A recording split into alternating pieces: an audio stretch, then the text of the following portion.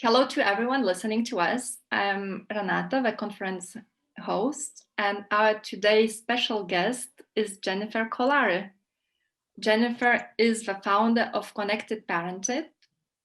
She's a family therapist, international speaker, a podcast host, and the author of Connected Parenting, How to Raise a Great Kid and You Are Ruining My Life, but Not Really, books author. Welcome, Jennifer. Thank you. Very happy to be here. I'm so grateful you accepted to participate in this conference because, as I told you just before, you are very well known, not only by me, but by my fellow citizens here in Lithuania, Oh. and your books and your podcast. So I'm once again very grateful. And today we're going to talk about bullying, which is a very sensitive topic in so many families. So just maybe before we dive deep into the topic, could you maybe tell us about the importance of knowing what bullying is, and what it isn't? Yeah. So listen, bullying is a really tough one. And I like what you just said, knowing what it is and knowing what it isn't. Yeah.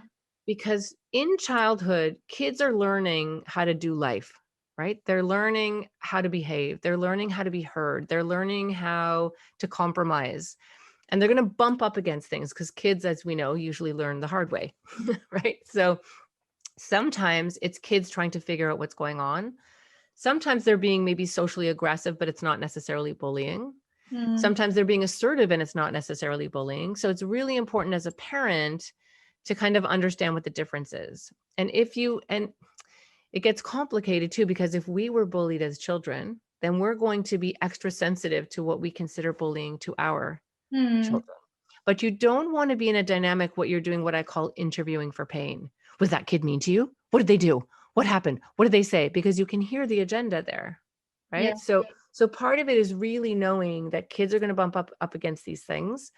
You want your child to have the emotional shock absorbers to know the difference and also to stand up for themselves. But then when there is real bullying, when to involve the school, when to actually give your child the help that they need, because it's really quite awful. And real bullying, severe bullying, can have an impact well into adult life and can be very, very traumatic. So what you are saying is that there is no way we can avoid bullying because that's kind of part of the world we live in. And we as a parents should try to support our children, look for symptoms or signs, and do what? Well, okay, so we'll come back to how important connection is here, because that's how you actually build your child up from the inside out, right? The definition of bullying is that it is a targeted, malicious act on purpose to emotionally oppress another person and with consistency. So if one child comes to school and they've had a terrible time at home or something's terrible happened and they're mean to another child one time, that's not necessarily bullying, Yeah. right? It's something you may need to deal with. Both children need help, but that's not necessarily bullying. The other thing that I think is really important, if a child is the bully, that child is also in pain. That child is also in terrible pain. Any human being that is hurting another person is in terrible pain themselves. Right. So as hard as it sounds, and it's very difficult when your mama bear instinct comes out and your child has been bullied by another, it's like the gloves are off. It's like, this is on. Right. But also helping hold on to the humanity there and helping your child see that, first of all, lots of support and love for what they're going through, but helping them see that if another child is behaving that way, something must be very wrong with that child. And that child also needs help and support. It just keeps the humanity in it. So let's say we are parents of a child who is being bullied at school. Who comes home and then complains about headaches or stomach aches, or who doesn't want to go to school anymore. Yeah. Should we contact the school? Should we go to see a therapist? Should we just talk with the child? I mean, what are the Where first do you steps? start? Yeah, this Yeah. is okay. So this is really good because I love what you just said too, because some kids will come home and say that so and so's mean to me, and they'll tell you they will, but often they won't. They'll do Mhm. exactly what you say. I don't want to go to school. My tummy hurts. I have headaches. Or they'll stop going to things that they previously loved going to, and you can suddenly see it quite a dramatic change in your child's behavior, there's some flags there. Um, and we'll come back to actually the calm technique in a moment, because that's Okay. actually how you get Mhm. information from your child. But yes, I would say if there's been a dramatic change in your child's behavior and you know your child, and even if they don't tell you, I would contact the school and see if Okay. the school can help. Now, the tough thing about bullying is, especially with girls, it's quite invisible at school. Like the children will be playing and they'll be running around and it looks like they're all having a good time. And to the teacher who's on duty watching them, it looks like they're just running around playing. But if you actually hear what they're saying, I'm going to get you, and they can actually be quite nasty to each other. So the school may not actually see it, right? It's more obvious if a child is like hanging around the teacher and doesn't want to go and play. Mm. But often bullying is happening right in front of the teachers and the teachers don't see. So boys, it tends to be more aggressive, more physical sometimes. And with girls, it's much more about exclusion. We're having a private talk. We're going for a walk and you can't come. I'm having a birthday party and you're not invited. Or Mm. you're sitting over there and we're sitting over here, right? It's all about exclusion. And girls are quite sophisticated with their bullying. So, unless someone's sitting right there with them, it's easy to miss.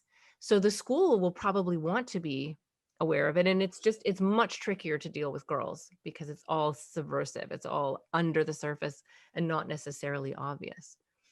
And as you say, it might start like very soft teasing or name calling. Mhm. And then how to know that, some of it is like healthy human relationship and interactions when we learn from each other. Yeah. And then there is a limit, there is a point when you start to really be mean and it becomes bullying. So Yes. the distinction is very, it's not that easy to say You're that. right. Until that point it's just normal interaction, and from that Yes. point that's Yes. bullying. And to complicate things further, certain kids are more sensitive than other kids. Mm. So one child might experience something and be like, "Pfft, I don't care. Yeah. Doesn't bother me." And another child is devastated, right? So it also has to do with how, and some children are exquisitely sensitive, like a small look to the right with an eye could devastate them, right? So part of it is also knowing your child. So part of what I do actually when I work with kids who are bullied is I teach them what I call stand up for yourself statements. Mm. So in a lot of schools around the world, kids are taught to say things like, when you say that, it hurts my feelings. And Mm. great, except to a bully, that actually fuels the bully. So if you think about it this way, think about a video game. When you're playing a video game, right, and you have the power bar and it tells you how many lives you have, right? It's how much power you have. So when kids are interacting, when one child is the social aggressor, when one child is being a bully, they are lacking something. They are in pain, or they are feeling like they don't have enough power or something. So they want to take that power from another child. Oh. Okay. So I'm gonna make that other child feel bad. My power is going to go up, and the other child's power is going to go down. Now, this can happen also with it happens with boys and with girls. What happens when kids are, and this kid, you could even have such nice kids that are doing this. This is the heartbreaking part. Like most parents think, oh, my child could never be a bully, but your child can be a bully. And what ends up happening is when they're on the in and one other child is on the out, they get so scared about, I don't want to be the kid on the out, that they back up the bully, right? I don't want to be that kid that's getting left out. So I'm going to go over here so I don't end up Mm. over there, right? So really nice children can end up in these very complicated, socially aggressive situations, right? So when I work with kids one-on-one, and parents, you can do this with your kids, you can have a little bit of fun with this. You can do it with stuffed animals if they're young, like have little characters, or you can do it as a role play with each other. And you teach your child that when someone's being a bully, they want to take your power. And what you want to do is not give them the power back, right? Mm. So let's say you have a scenario where a kid says, I hate your shirt. Your shirt is ugly. Everyone wore those last year. something like that, right? So kids will do one of three things. They'll either overreact or underreact, or they can use a stand up for yourself statement. So an overreaction would be, yeah, well, your shirt's ugly too. And what do you think will happen there? An escalation, Mm. right? And it gets nastier. Or there'll be an underreaction. The kid will start to cry or say, that's not nice, or you're mean, or something, which actually causes other children to be like, ooh, that child looks left out and hurt. I don't want to be like that. So I'm going to line up behind the socially aggressive child because I don't want to end up there. Right. Mm-hmm. So when I work with kids, I'll teach them to stand up for themselves. So literally when the kid says that your shirt's ugly, they go, so whatever, I don't care. Right. So when you think about it this way, if I offer you an apple and you say, no, thanks, I don't want it, who's stuck with the apple? You are, right? So if somebody insults you and you go, no, thanks, doesn't really bother me, I'm good. Who's stuck looking like an idiot? The one who said it, right? This is incredibly effective. And if you can role play this with your children, and so they say things like, yeah, whatever, I like this shirt, I don't care. Then you can tell them, and this sounds so crazy because I'm a therapist telling kids not to cry. And kids can do this. I've had great success with this. They just need the script, right? So what they do is they go, I don't care. Then they can go tell the teacher, or then they can come home later and say, that really hurt my feelings, but I did it. But I'm telling you, what ends up happening is it leaves the other person with nothing to say, with nothing else to do, because it's leaving them in a very difficult position. I'll let you know where this came from. Many, many years ago, when I started training as a therapist, I worked at an agency where, and I think they still do it this way, where you interview this family and people are behind a one-way mirror, right? So there'd be the psychiatrist, psychologist, other social workers, all behind the one-way mirror watching you conduct this interview. And at the time, I was very, very new at this. And there was another student who was wonderful at it. She'd already been doing it for a year or two. She was a year ahead of me. And she was doing such a good job. And we had this little student office. And she came into the student office after doing an interview. And I'd been hearing everyone say, oh my gosh, she's so good. That was so wonderfully done, blah, blah, blah, blah, blah. And I was, in my early 20s, and I'm admitting this, I got kind of jealous and I got kind of threatened and I was like a little bit ticked off. And I was not a bully or a mean person, but she came into the office and I can't remember what I said to her. It was something that was not very nice though. It wasn't like horrible, but it wasn't nice. And I wish I could remember what it was. And I will never forget what this woman did. She looked at me kind of with like, almost like you poor thing on her face. She didn't say that, but that was the look on her face. And she said, I don't need you to like or dislike my work, right? And she walked out of the room. Wow. And, I was left with like, it just totally worked. It like exposed my comment for what it was, right? It left me feeling kind of embarrassed, but also blown away at the same time. Like, what an amazing way to conduct yourself. What an incredible way to hold your power. And that blew me away to the point where that became the foundation for the stand up for yourself statements. And I never did anything like that again. I'm embarrassed that I ever did that, but that feeling was really important. And that's what we want to help our kids capture, right? And you want to role play with them, because if it's like, so I don't care. See how there's so much energy in that? That's too intense, right? When it comes, human beings, children too, we only have two emotions, love and fear. When it comes from a place of fear, it's going to fuel the bully. When it comes from a place of love, I love my shirt, I love myself, I'm not going to be bothered by that. So instead of, so I don't care, it's got to be, so I don't care, with boredom, with detachment. And your kids are good. They can practice this.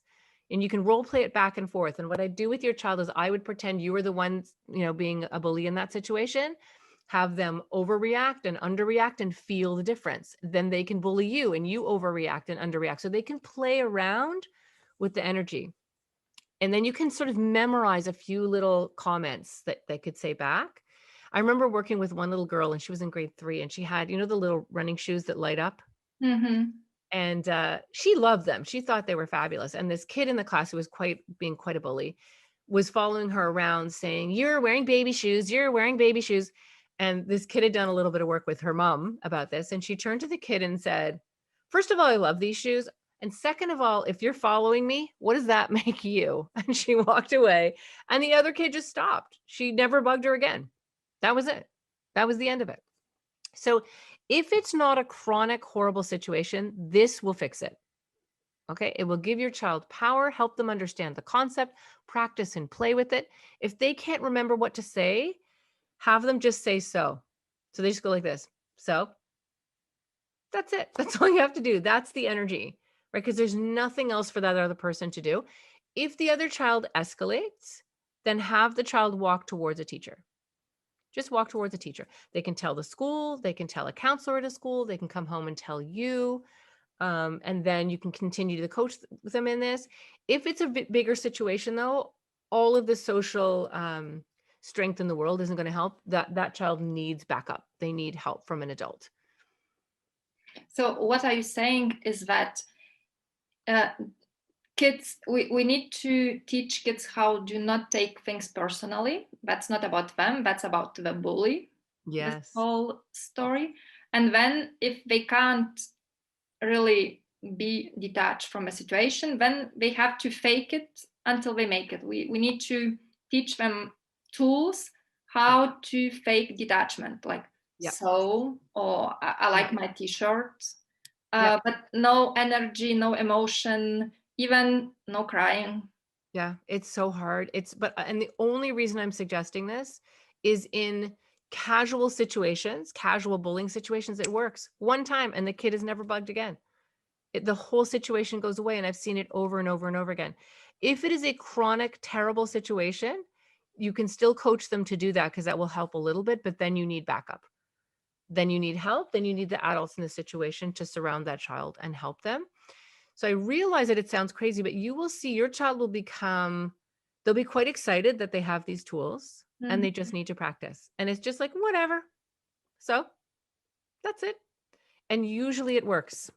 And it's quite, because what happens in that situation is the power does not get diminished, right? The child who was mistreated in that situation, their power goes up or stays the same, and the other child's behavior goes down.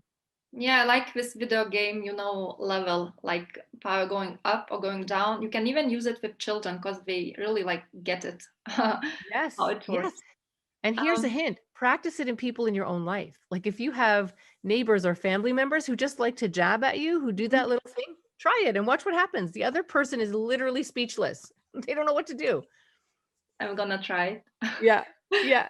What about when children come home and then they cry because they have all these emotions, and you use the excellent calm technique? Yes. Could you talk about it? Yeah. So let's get into that because this is really important.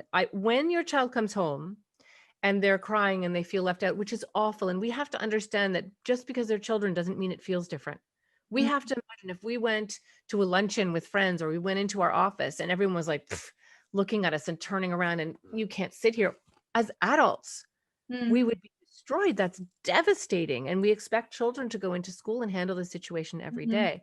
So the first part is really connecting and really being present and soothing and comforting and listening to your child before you get to the solution part. So before you teach the stand-up statements, you have to connect and engage and soothe first. Otherwise, they're going to feel like everybody's against them, including you, right? So the calm technique, there's 4 things. And if people want more information, in my first 2 podcasts, Connected Parenting, I go over it in more detail than I'll be able to here today. But what you're doing is you're deeply, deeply listening. And when you deeply listen to another human being, oxytocin, opiates, and endorphins flood the bloodstream. These are reward chemicals that calm the body down and block cortisol. Cortisol is a stress hormone, blocks adrenaline too. And that's what makes you cry or get upset or have that feeling in your stomach. And when you deeply engage and connect, you're actually blocking those negative stress chemicals and flooding the body and the brain with these beautiful reward chemicals. So there's 4 things you do. You connect, you match their affect, you listen, and then the M is for mirroring. Now, bullying is a really hard one because nothing pierces the heart of a mother and a father like their child being bullied. Like you just want to, first of all, you're devastated yourself. Then you want to go in and talk to that kid that's being a bully. Like we just have to kind of get a grip ourselves first, because sometimes that can make things a lot worse. Or we call the parent which I'm going to tell you right now does not go very well unless you're really good at this technique and you use the calm technique with the other parent. It's usually two mama bears on the phone and it doesn't work out very well. And other parents are very reluctant to see their child as the aggressor. You will expect to have the other parent go, oh, I'm so sorry, I'll talk to my child, this is unacceptable. In very rare occasions that will happen. More often than not, the parent will be defensive.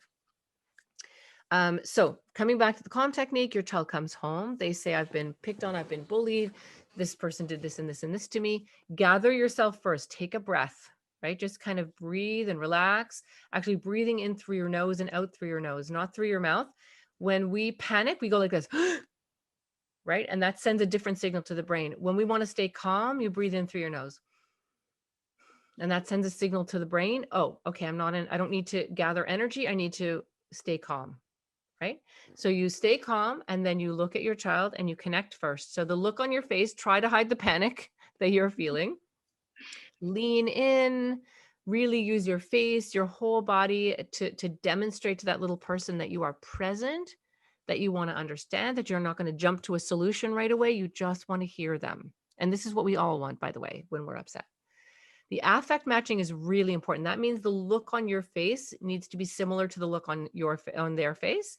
If your face is panic, which is so easy to get to when our child is hurt, they're going to now be upset that they're being bullied and they're going to see you panicking and think, oh God, mom doesn't know what to do here, or this is worse than I thought, right?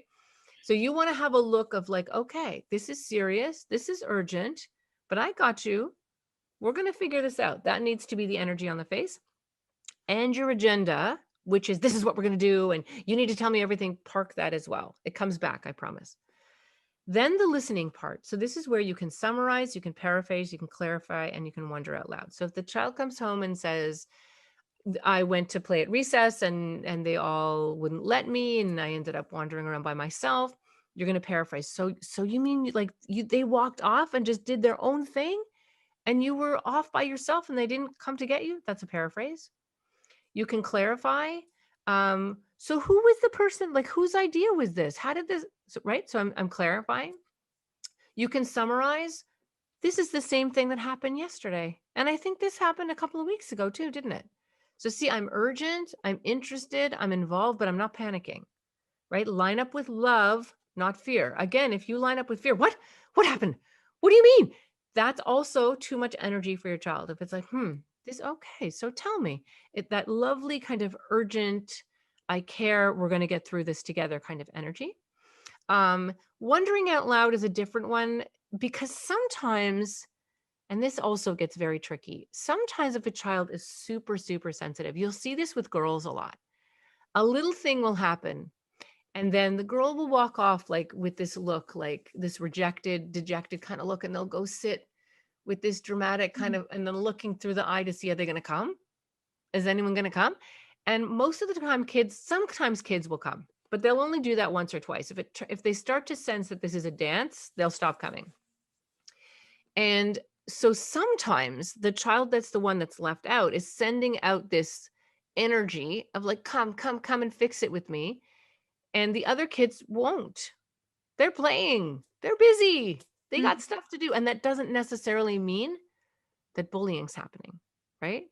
So this is where you might wonder out loud. Like, I'm wondering if when you go and you sit and you hope that your friends will come, they're busy playing. What if you just went and said, hey, can I play? Right? Which is, this is why bullying is such a complex topic, right? It's so muddy. It's not always clear. And then the final thing is the M, and that's where you've mirrored. And so usually you have a conversation with your child. It doesn't even last that long, where they feel heard and loved and seen, and you can really get in there and be like, you know what? That feels terrible. And you thought those people were your friends. And yesterday you had a good time. And now today they walk away and they leave you. See my energy? Now, what's lovely there is that child is going to feel that they've had this beautiful emotional bath, right? With their parent, where they feel seen, they feel heard, they feel loved. Now it's time to move to, but hey, let's try this. And this is where you can introduce the stand up for yourself statements. You can pull out some Barbies or some stuffed animals and actually play it out together, or actually just role play together. Some kids like to get very creative and they like to make little videos. And then the other thing that can be very helpful is maybe if it's not a terrible, terrible situation, have the child that they're having the most trouble with over to your house. I know it's a pandemic right now, but if it wasn't, have the child over and let them bond a little bit, let them connect a little bit. And usually that will do it also. And then if you're really struggling, absolutely 100% talk to the teacher. And if necessary, also the principal or the vice principal in the school. I absolutely love your calm technique and I use it myself. And the hardest part for me is when you say, when you really say what's happening, because as parents, we're afraid of, telling things as they are. So we always want to make it softer, I guess, for our children. And you wouldn't dare saying like, oh my God, like even not, oh my God, like, so everyone just walked out and left you alone. Even saying that is like, oh my gosh, I know. I can't say it. I need to make it better, like, so this is the hardest part for me, just to, to really push where it hurts. Yes. And that is hard. And it's hard for us as parents, especially in this situation. This one, our hearts are especially tender when our child is being victimized or bullied. And that's what I call cheerleading, right? We think it's our job always to make our children feel better. But what ends up happening when you do that, and like the minute you say, well, maybe this isn't so bad, and why don't we try this? And oh, that happened to me when I was a kid and I learned a lot from it. When you do that, the child is left with, she doesn't get it. Yeah. And you know what? I got to ramp this baby up. I've got to make this sound really intense because mom thinks it's not that bad. So when we try to make it sound better or feel better, what we're actually doing is making it worse, because then the child has to double down to convince us that it's far worse than we're acting like it is. And then the child gets more upset than they were in the first place. Right. So I love that you pointed that out, because that's the catch, right? Is you have to, I have a parent that says you have to dare to be there. She said that, I don't know, probably 15 years ago. And I love that. You have to dare to be there. You have to go right into that pain sometimes. And pain is a teacher. Learning how to manage and develop that emotional resilience is incredibly important. Life is full of wonderful things, and life is full of contrast and contours. And if we teach our children to run from pain all the time, they're going to run from it their whole lives. And then as adults, they're going to medicate themselves. They're going to want to drink and buy things and do anything they can to avoid feeling sad. The most important thing as a parent is to be able to hold their hand and do sad with them. It's really a gift. I have one more question for you. What if a child who comes home is a bully? Usually as parents, we imagine that our children would never, ever, ever, ever be bullies. But what if our child is a bully? What should we say? So this is wonderful, wonderful question. And I love that this is out there, because you're right. Most parents would never think in a million years it was our child. But if our children were wearing microphones all day and we listened to them, we would be shocked. We really would, right? So here's the thing. Again, you start with mirroring. And you say things like, I know you're a good person and you're so nice to your grandma and you're lovely with the puppy. And I know you have a good heart. So what's going on in you that makes you feel like you need to have more power in that situation? Right? So you actually use the calm technique with them as well before you bring your agenda in of, what? I've taught you better than this. And how dare you? That's not what we stand for in our family. Like, before you go there, you got to start with the connection, right? Same way. And this is really important. This isn't just for bullying either. As parents, it's so important for us to help our children tune into their own integrity. Right? So we are so busy telling our children to think what we think they should think and feel what we think they should feel, that we don't give them time to tune into their own emotional integrity, to their own internal guidance system.